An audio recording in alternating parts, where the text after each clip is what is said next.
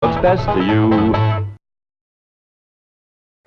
Instead of California where the sun so warmly shines, tonight we find the Clampetts in their cabin in the pines. The weather is so cold, hot coffee freezes in the cup, and when the chickens lay their eggs, they lay 'em standing up.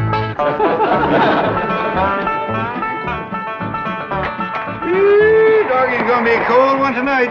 Somebody better get ready to pry that sun up in the morning to get it started. Yeah, sure we'll be glad to get back to that nice warm mansion in Beverly Hills. It ain't no fun sleeping on this cold, hard floor. That's a fact. You think that's bad? You ought to try sharing a room with that wild daughter of yourn. At least ways you got a bed. That ain't a bed. That's a nest, a roost, and a den and a hutch all in one. Is them animal friends of Ellie's still coming in at night, Granny? Everything that can get through the window. Why don't you shut the window? Because I can't sleep without fresh air. Especially with that third party in bed with us. What third party? Ellie, can you come out here and bring your friend with you? Yeah, Granny? Don't you worry about it, Granny. I'll chuck it out. Whatever it is, you gotta get your sleep. It's us, Granny? Your pa wants that polecat. Give it to him. Now, wait a minute. Don't point that thing at me. We don't want to get drove outdoors on a night like this. Well, don't you want him, Pa? I just want to say that Granny'd appreciate it if he'd have this little fella sleep with his own family. All right, I'll go get the others in. Oh, no, outdoors with his family. Otherwise, when we go to California, they might not take him back in. And if a skunk ain't welcome with his own family, he just about ain't got nobody to turn to. All right, I'll put him out the window. Uncle Jed, why can't we go back to Beverly Hills right away? Reckon we can tell him the truth, Granny? I reckon he's big enough.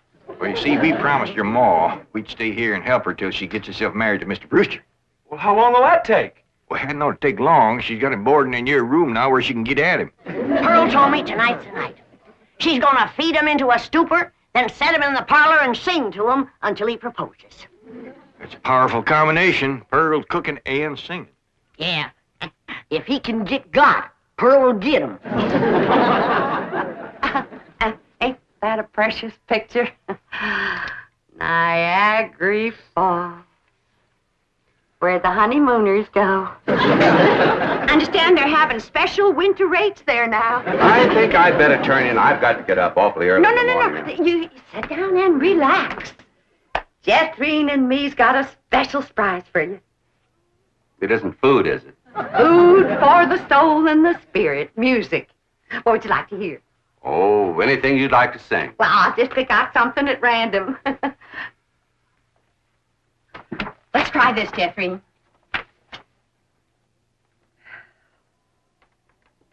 Oh, promise me that someday you and I will take our love together to some sky where we can be alone and faith renew.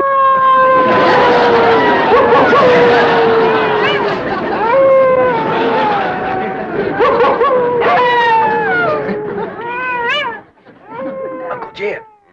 Uncle Jed. What's got them wolves so stirred up tonight? Oh, but something sure is setting them off. Hey, Lane, can't sleep a wink. Go to the right, Granny. Go to the left, Granny. Them wolves keeping you awake too, Granny? He sure is. Howling goes right through you. It ain't their hollering that's getting me. They're snoring. Look for yourself. Ellie's got two of them under the bed. Granny, we gotta get that girl back to Beverly Hills. She's going right back to being a wild cougar. What y'all all doing out here? Trying to keep warm. Sure is cold in there without you, Granny. Mind if I join you? I reckon so, if you don't mind a little human company for a change. Uncle Jed, we just gotta get ourselves back to Beverly Hills. We will, Jethro, as soon as your ma gets proper hitched to Mr. Brewster. Bless you. Oh, Pearl, give it all you got tonight. Oh, we's all gonna be down with pneumonia. Just a song at twilight when the lights are low and the flickering shadows softly come and go.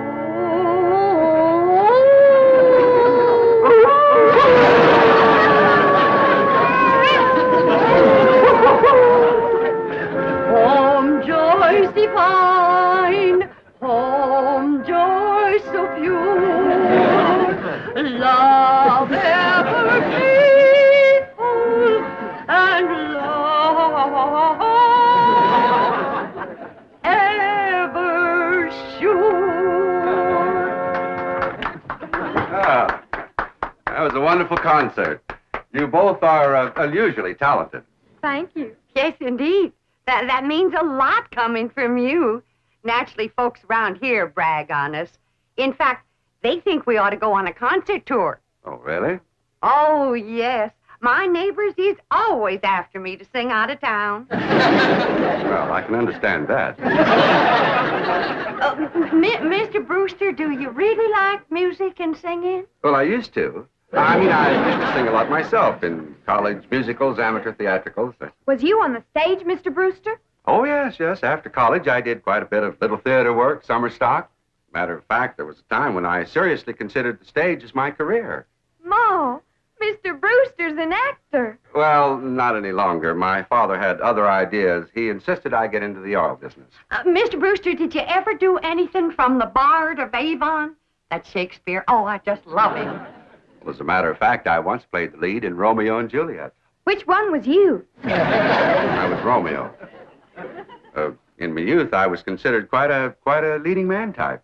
And there were those who thought I had rather a handsome profile. Well, you still got it. And I'll bet you can act to beat the band. Oh, come on. Take off a part for her. Something from Shakespeare. Sit down, Jeffrey. Well, I doubt if I can remember anything. Oh, please, Mr. Brewster. Well, perhaps I can recall something from the balcony scene. Let's see now. How does it go? But soft, what light through yonder window breaks? It is the east, and Juliet is the sun. Arise, fair sun, and kill the envious moon, who is already sick and pale with grief that thou, her maid, art far more fair than she. Go to bed, Jeffrey. Well, I think I'll turn in. Oh, please, do some more of them love speeches from Shakespeare. Well, my throat is a little sore. I think I'd better gargle a little warm salt water and go to bed. Well, I can take care of you. That's another one of my specialties. Nursing the sick. Well, it might be the flu bug, and you wouldn't want to catch it. Good night. If his flu bug is as hard to catch as he is, I got nothing to worry about. Jed, have you ever known it to be so cold? Never have, Jethro. This ain't cold. Your blood is thinned out from living in California. You say this ain't cold, Granny? Look who else is huddled up to the fire. Ellie and her wolves.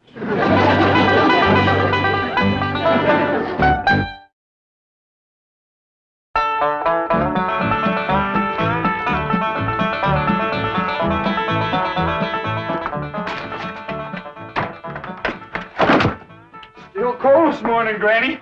Cold? You call this cold? Why, I remember a winter morning that was so cold that when I went to milk the cow, the milk froze before it hit the pail. I had to break it off in sticks. Yes, sir. I carried a double armful of milk in and never spilled a stick. Gee, Granny, how'd you drink it? Bite on it? Nope. But you did. You're in a right good mood this morning. Jed, I got a feeling in my bones that Pearl got him last night. Oh, I seen Mr. Brewster's car coming down the road, and Aunt Pearl's with him. I told him, my bones is never wrong.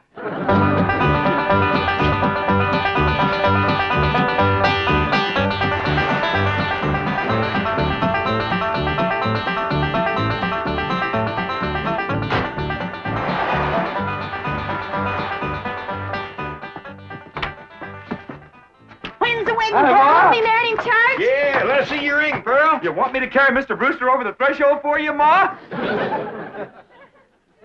don't look too happy. She don't sound too happy neither. Oh, all women folk cry when they're about to get married. I didn't get him. Oh. Did you try your best, Pearl? Oh, Granny, I throwed the book at him. Cooking, sewing, singing. I even nursed him through the flu. Got him well in 5 minutes. But he didn't propose. Jed, you go out there and do your duty to your female cousin. Ask that city fella what he'd rather get, married or buried. Now, Granny, I don't hold with getting folks married unless it's willing. Pearl's got enough willing for both of them. And you going to make a liar out of my bones? Yeah, and I'll have a talk with Mr. Brewster. Where'd he go, Pearl? He said he was going to park the car on the warm side of the cabin. But he must have run off. After him, everybody. We'll head him off at the pass and shoot him down like a dog. Now, you hold on. You ain't shooting nobody down. Just simmer down. Why, he didn't run off at all.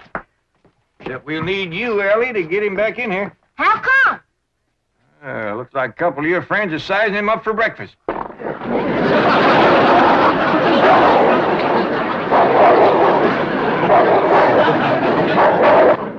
Well, in all sincerity, Mr. Clampett, your cousin Pearl is a very remarkable woman. It's just that, well, I don't want to get married. Oh, I understand that, Mr. Brewster, and I thank you for speaking the truth like a man. But my cousin Pearl has got herself a problem. Oh, what's that? Well, ain't no secrets in the hills. Everybody's dog knows that you've been boarding with her over at her place, and they all know she's had her cap set for you. Oh, I ain't blaming you, Mr. Brewster. Jed? Did he say yes? Can we come out now? Well, not yet a while, Granny. Well, if you're too chicken to shoot him, Ellie's got her wolves standing by. Mr. Brewster, in order to save my cousin Pearl from shame, I'm going to ask you to do me a big favor. Anything I can do. I want you to propose to her in front of somebody. But, and let her turn you down, of course. oh, I see. Of course, yes, that'll save face. Pearl will know that she's supposed to turn me down. Oh, sure, we'll have an understanding with Pearl. Now, the one I think you ought to propose in front of is Elverna Bradshaw. You know, Mr. Clampett, this idea of yours is quite inspired. Oh, it's just a notion. You see, Elverna is the biggest gossip in the hills. No, really, it's brilliant. It combines drama, pathos, suspense.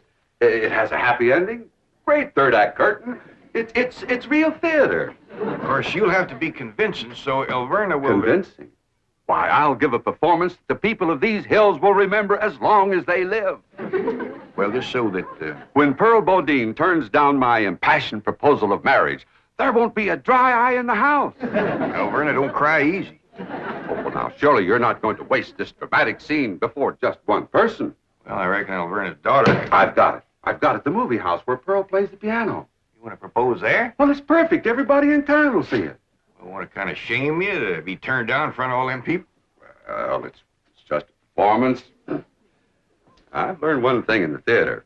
An actor always gives a better performance in front of a full house. Well, doggies. That sure is nice, sir. You?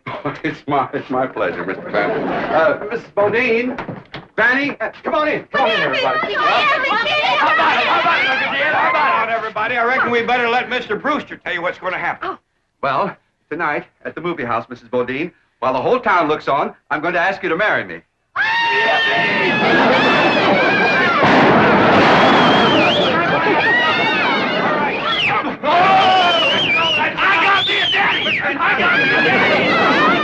It's called for a whopping big snort. Now, will y'all quieten down, everybody, until you hear the rest of the story. Now, Pearl, when Mr. Brewster asks you to marry him, you're going to say no. Not unless I'm as drunk as you are.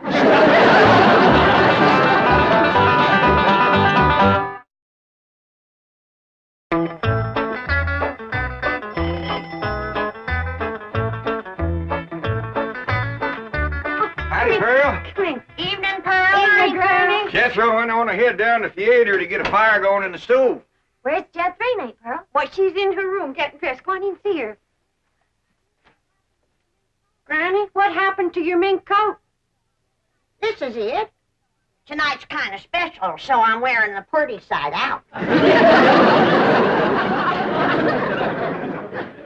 You sure got your pretty side out tonight, Pearl? Oh, I tell you, Jed, I'm as nervous as if I was going to get a real honest-to-goodness proposal. And it would be real if your cousin Jed would do his duty and hold a shotgun on that fella, Brewster. Now, ladies, let's settle for what we got. This way, Pearl can come to California without nobody saying she left town in disgrace. Good evening. Good evening. Ain't you dressed up? That boiled shirt makes your face look kind of dark. Well, as a matter of fact, I'm wearing a little theatrical makeup. Mrs. Bodine, how would you like some pancake on your face? How'd you like some sweet potato pie on yours? Fetch me some hot possum grease, Pearl, and I'll fling it on her. Now, ladies, you misunderstood me. Pancake is a type of makeup we use in the theater. An actor, like myself, would feel positively undressed without it. I thought you was oil man. Well, that's my business. But at heart, I shall always be an actor. Say now, speaking of acting, you two got it figured out what you want to say?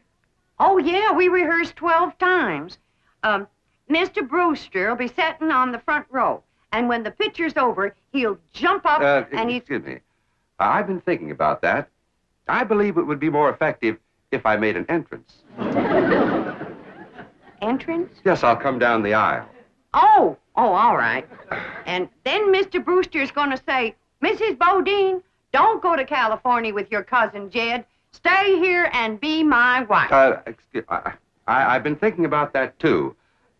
After a big entrance down the aisle, that's going to seem like a pretty flat opening speech. Well, you just say what you want to say. All I got to say is, no, I won't marry you. If that's Homer Winch, I'm going to hit him right in the head.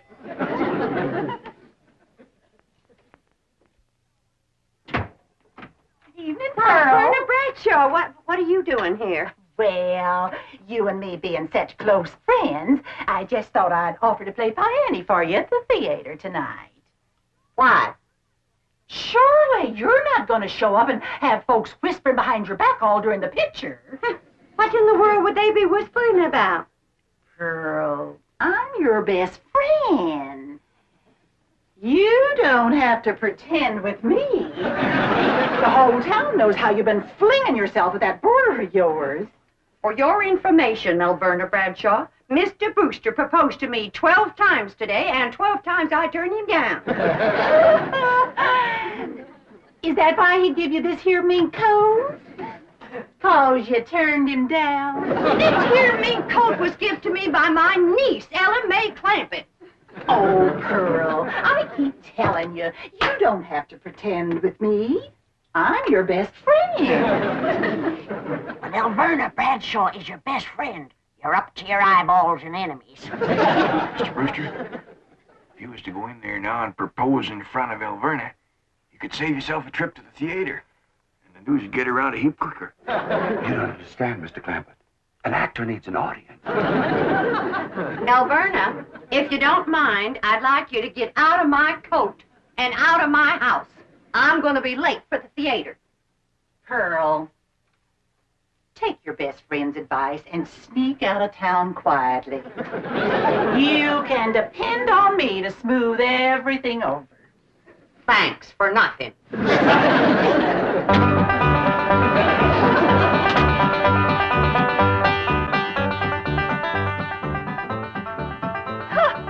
Farewell performance is right. I reckon she'll sneak out of town in a hurry if she ain't already snuck. Mind you, Pearl's my best friend, and I ain't one to talk, but...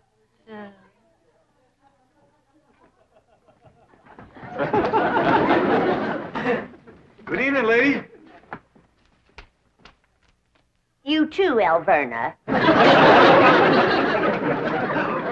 I noticed Mr. Brewster wasn't with her. Oh, and did you see that mink coat?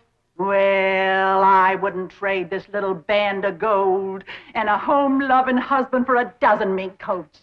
Would I, Luke? Luke? Luke Bradshaw! That little sneak, he got away again.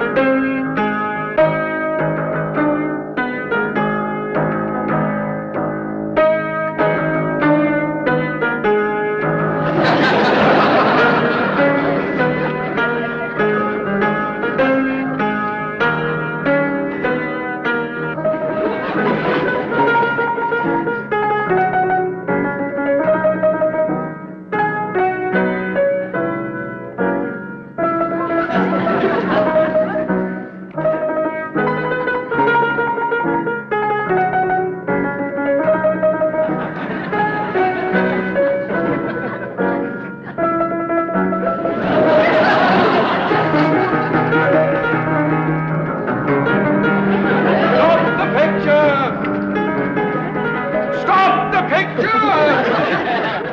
Stop the picture! All right, Charlie. Mrs. Bodine, I just saw that poster out front. Farewell performance. Does that mean you are leaving? Oh, yes, Mr. Brewster. I'm going to California with my cousin Jed and his family. Oh, no, please. Please, I beg you. I implore you. I beseech you. Don't go. Stay here and be my wife. No, thank you, Mr. Brewster. I cannot. I will not accept that answer. For I love you, Pearl Bodine. I love you with all my heart. With all my soul, I love you as no man has ever loved woman before. He's better than Francis X. Bushman. Be mine. Pearl, be mine. Come back here, Mr. Brewster. No, Mr. Brewster, my answer is no. Then my life has come to an end. For what is life without love? If I was him, I'd let it go at that. Without Pearl Bodine, there is no love. Oh, me darling, oh, me precious. Say those words that will make me the happiest of men. I'm behind you. My answer is still no. Better quit while you're ahead, Mr. Brewster. Oh, how those words stabbed into my heart like cold steel. And only you, Pearl Bodine, can heal the mortal wound. Oh, moon of me desire, marry me, Pearl. No. I promise you a life of happiness, No. a life of luxury. No. Oh, me darling, look into me tear-stained eyes. Look into the tortured face of your love slave. Free me with that one divine word. Say yes. Say yes, and together we will enter a paradise of love everlasting. Yes, I'll marry you.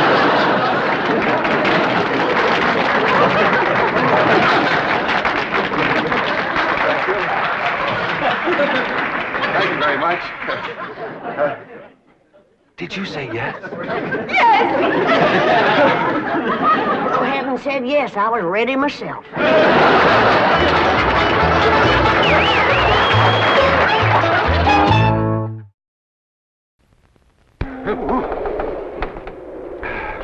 Just black coffee for me, please. And I'll have some Kellogg's Corn Flakes. Oh, mighty good this time of night. Why don't you have some Kellogg's Corn Flakes, Mr. Brewster? I'm buying. They have got a fine corn taste that nobody has ever been able to top. You really carried us away with your acting tonight, Mr. Brewster. Folks gonna be mighty surprised when Pearl says she ain't gonna marry you. Straighten it all out in the morning. Some cornflakes for me, please. And I am buying, Mr. Clampett. Kellogg's best to you. The Beverly Hillbillies has been presented by Kellogg's Corn Flakes.